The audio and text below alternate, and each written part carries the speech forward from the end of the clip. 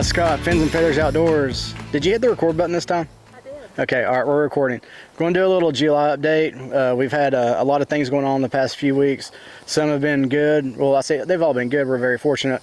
Some have worked out well. Some haven't worked out as well as we anticipated. But I'll show you guys all that stuff. We got a lot of cool things in the garden going on, as well as on the property in general. That being said, the coolest thing that we've got so far is this badass building right here. This is the new home of Fins and Feathers Outdoors, or excuse me, Fins and Feathers Environmental, our business. This will be our storage area for all of our boats, equipment, basically all the stuff that it takes for us to take care of people's ponds and their fisheries. So super excited about this. All right, this side, this is our lean-to side. This is going to kind of be our game processing area. So down here on the end, we'll actually have like a gimbal mount. So we'll be able to clean, you know, deer, hogs, whatever it may be. And then on this side, adjacent to the wall, we'll have, or at least I envision having, you know, like some stainless steel shelves and tables and stuff like that. So we'll be able to process all of our meat, all of the vegetables and stuff that we're getting out of our garden, we'll be able to process here. So basically anything that Sarah won't let me process inside will be done out here. So boom, there it is, Fins and Feathers shed. Pretty cool, right? Now, all right, so this is what we do every night. This is our ritual. It's taking these two morons for a ride on the UTV. They absolutely love it. It's like the best thing ever for your dog. That and bones.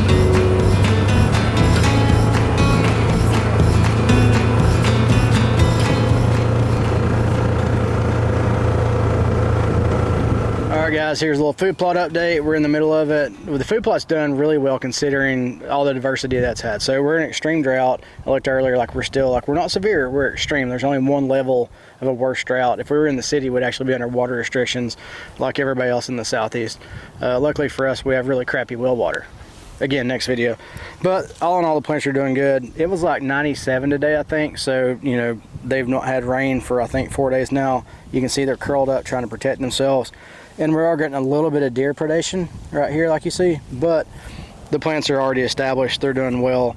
It is what it is. We didn't till it up, or excuse me, we tilled it. We didn't row plant it or anything. I just broadcast it and then ran over it with a harrow rake. I think it did really well. We got a good stand. There are some patches that are kind of open, which I'll probably go back through this week actually and seed a little bit, but it did really well considering what's going on. The deer get a pass for now. The wind's blowing, which is actually amazing because it's super freaking hot out here, but the deer get a pass for now until September, the 3rd week of September. Deer, if you're a deer and you're watching this, 3rd week of September, you guys are done. All right guys, here's our next project. This is our compost bin. I just finished it up, well, kind of halfway finished it up today. We got 2 specific areas. Basically the reason that we do that is I'll add to one side as that starts to mature. I'll kind of move that. That way we continue adding, and hopefully I'll be able to have compost at different times throughout the year. Whole reason we want the compost basically is to just get kind of free nutrients or free nutrient rich soil for the garden. So basically this will be like a 50-50 mix as far as like browns to greens. So anything that we pick that breaks down, or that will potentially break down, like we have onions right there that I picked the other day, we'll mix that with the mulch, which we have an absolute crap ton of here on the property. And then that'll kind of do its thing biologically, break down and create our compost. So still learning about all this. If you guys have any suggestions, please let me know, because I really don't know what I'm doing other than just looking at YouTube like everybody else. So compost pile, pretty cool. I would never make it in construction. If you put a level on this thing, you would not be impressed at all. But I think for just like a regular box, it's okay. Sarah, does it look good? Yes. That's a good wife, y'all. Sarah's like, yes, it looks good. All right, on to the next. Okay, we're in the garden now, so we'll do a little bit of a walk around here. Check out this. This is crazy, right? This is sweet potatoes, which are these guys, and watermelon. I think these are crimson something. I forget. Crimson something watermelon. You can actually see them growing there. Probably not going to work, honestly, because these are full-size watermelons, and they're going to get too heavy, so I'll have to put some type of support system on them. But again, I'm learning all this stuff. Hopefully, if I screw some things up, you guys will see it, and you'll know not to screw it up. But either way, I think it's beautiful, having fun growing it. Check out my shop. I just got this finished up. So now we have a nice organized shop for all of our stuff. This is probably the most organized it will ever be. I closed the dog door. It doesn't smell like dog crap in here anymore, which is awesome. And then me being old and bougie, I added this little bad boy right here, which is a air conditioning unit, which is one of the best things ever invented in life when you're working outside in a shed and you're old and fat like me. All right, let's go look at some other stuff. Greenhouse, it's about the same. Actually cleaned it out.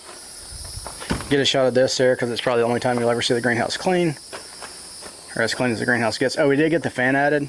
So let me show you guys this. So I'll have to hold that door. My good friend Ricky with Evans Electrical, he installed this for us. So this actually sucks the air out. And then, so like where Sarah's standing is a door with a screen window. So we'll leave that open. And so it'll suck the hot air out and at least keep air moving in here. I tried it the other day and it was generally like 100, 110 in here. And when I turned everything on, it went down to like 95. So still hot as crap, but it's a lot better than it could be. All right, here's next on our list of Scott's awesome carpentry skills. I made a table, y'all. Look at this. It's even pretty solid, honestly. Again, just like the compost pile, let's not put a level on this, or plumb, or whatever you want to call it. But either way, it's going to be a good table. I'll be able to put all this stuff out here. Like right now, I've got all these various fruits and vegetables just sitting on the what do you call these things? I'm really tired, y'all. It's super hot. I've been working really hard. Beds, the garden beds. So I'll be able to take these basically, which I can do now, and put over here on my handy dandy table. So basically anything that I want to keep in a container but don't want to keep it in the greenhouse, this will be kind of where that lives. And it'll be a good place to actually, you know, like work on things as well too. So it's been kind of difficult just having to like work on the sides of the beds. Everything here is looking pretty good. I just weeded everything this week. We got water issues. If y'all take anything out of this video, we have water issues, which I'm not going to talk about right now, but I'll talk about in a separate video because I want to go through the whole thing from a chemist point of view as well as a hydrology point of view, because I'm learning a lot of stuff throughout this process. But the moral of the story is our water absolutely sucks. Again, different video. Stay tuned for that.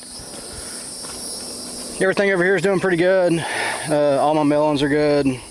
We got some Virginia Sweet Spire I just planted as a pollinator. The broccolis, I'm just leaving them there. I really don't know why. It's past their time. Cabbage is still doing pretty good. We planted those kind of late in the year, so they're not full, but I think we'll be able to get a few harvests out of those. Melon's still doing good. How about this? This is really cool. This is really my favorite part of the garden. These are cucumber melons that I plant on both sides. Just this week they actually touched, so which I think is really cool. And I don't think I have any ready to harvest right now, but there's a ton of blooms. I got a lot of bees, so hopefully they're all pollinated, so we should be getting a really good harvest of these. But it's pretty, right? This is kind of what I was going for. It's what I was geeking out on, what all my friends make fun of me about. Cucumbers right here. Right here's one, which is really tough. So we've been harvesting cucumbers for a while now. They're really good. They're crisp, they're sweet. I don't know what variety this is. Next year when I do this stuff, hopefully I'll be able to tell you guys like, hey, this variety worked good, this variety sucked. Right now, this is a cucumber, right? Excuse me, I harvested potatoes the other day out of this bed. I actually missed one right here. There's a little guy. Potatoes, they did really well, just like everything else. I got them planted late, but we still had a really good harvest. Sarah and I spent most of the morning cutting up potatoes. Here. Oh! I got her right in the eyeball. Over here, this bed's empty. We do have a few, when I mean a few, I mean like 4 carrots growing. If you guys know how to grow carrots better, let me know. As right now, I suck at growing carrots.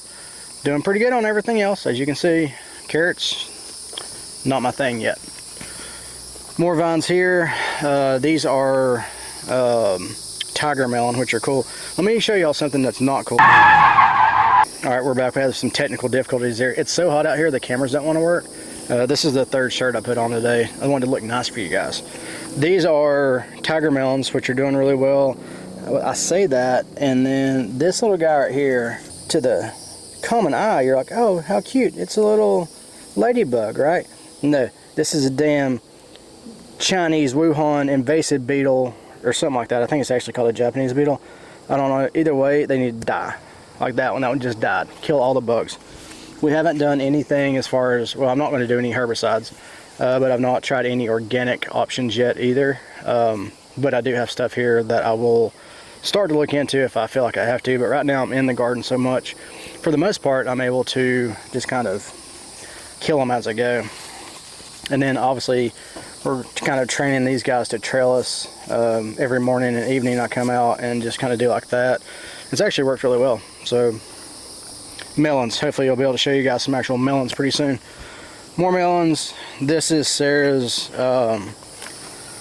excuse me, what do you call this, Sarah? Brussels sprout plant. I don't know, guys. I don't know.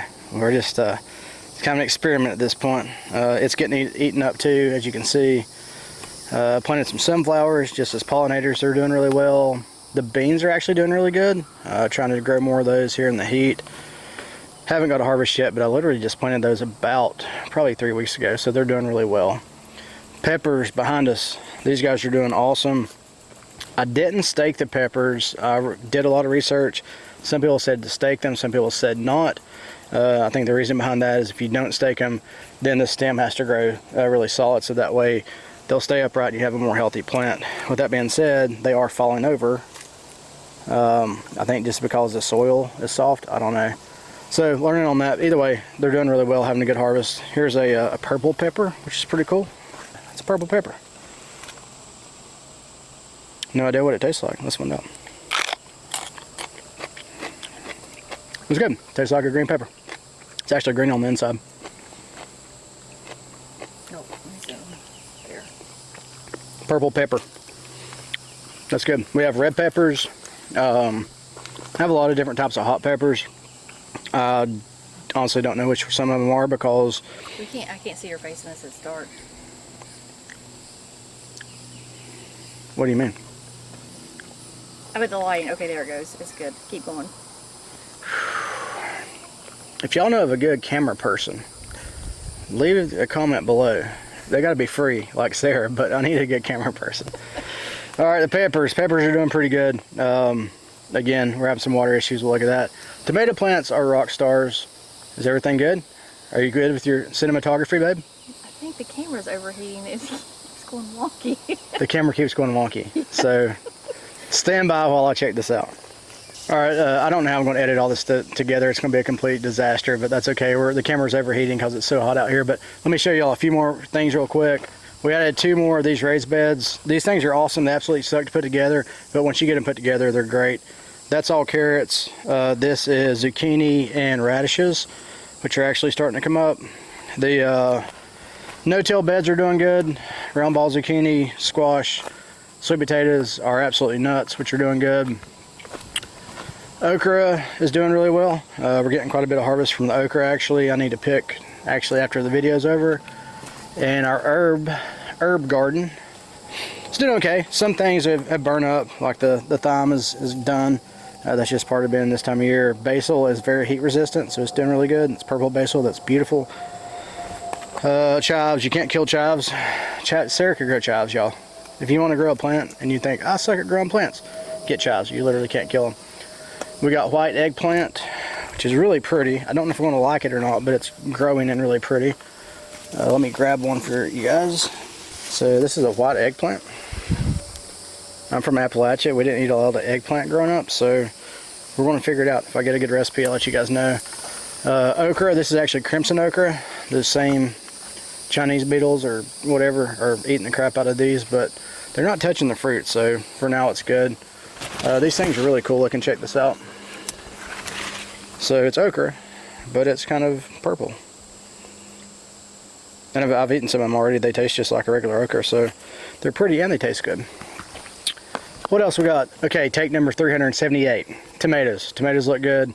The best thing I did was putting the tomatoes on the trellis and then trimming the bottom branches for about the first, I don't know, 18 inches, 24 inches.